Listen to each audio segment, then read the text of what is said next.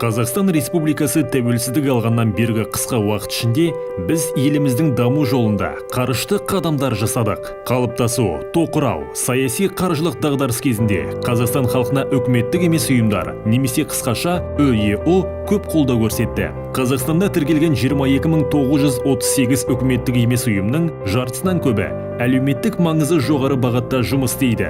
Соңғы 15 жыл ішінде Қазақстан Республикасы мемлекеттік әлеуметтік тапсырысы 2000 есеге артқан. Соңғы 3 жылда үкіметтік емес ұйымдар арасында 6000-нан аса әлеуметтік жобалар іске асқан.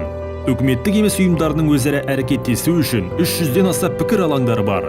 Олар: Асар үш жақты серіктестігінің республикалық форумы. Оның негізгі мақсаты үш жақты серіктестік пен елімізде әлеуметтік жауапкершілікті арттыру үшін мемлекет, коммерциялық емес сектор және бизнес арасында серіктестіктің тиімді формасын жасау. Үкіметтік емес ұйымдарда қолдауда азаматтық форумдардың берері мол. 2018 жылдың 27-28 қарашасында Астанада Қазақстанның 8-ші азаматтық форум өтті. Шараға ел президенті Нұрсұлтан Назарбаевтың өзі қатысты. Форум аясында семинарлар, шеберлік сағаттары, дөңгелек үстел, пікірталас алаңы ретінде 35 тақырыптық сессиялар өтті. Министрлік, ведомство басшыларымен салалық кездесулер өтті. Азаматтық қоғамның 2020-2025 жылдарға арналған азаматтық қоғам институттарын дамыту концепциясының жобасы талқыланды. Жомарт жүрек сыйлығы бұл рухани жаңғыру бағдарламасының Атамекен кіші бағдарламасы аясындағы қоғамдық дамыту министрлігі ұйымдастырған бірегей жобасы. Жомарт жүрек сыйлығының басты мақсаты демеушілік қызмет, меценатлық пен филантропия идеясын жариялау болып табылады.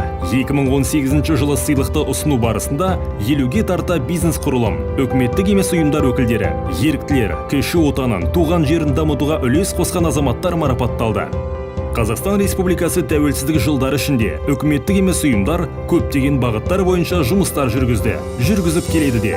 Жастар саясаты мен балалар бастамасын, халықтың әлеуметтік тұрғыдан осал топтарын білім мен ғылым, ақпарат, спорт пен дене шынықтыру салаларын қолдау, құқықтарды, азаматтар мен ұйымдардың заңды қызығушылықтарын қорғау, азаматтардың денсаулығын қорғау, салауатты өмір салтын насихаттау, гендерлі саясатты жүргізу, мәдениет пен өнер, қоғамдық келісім мен ұлттық бірлікті нығайту, жетім балаларға, емес отбасыларға, көп балалы отбасыларға көмек және тағы басқалары.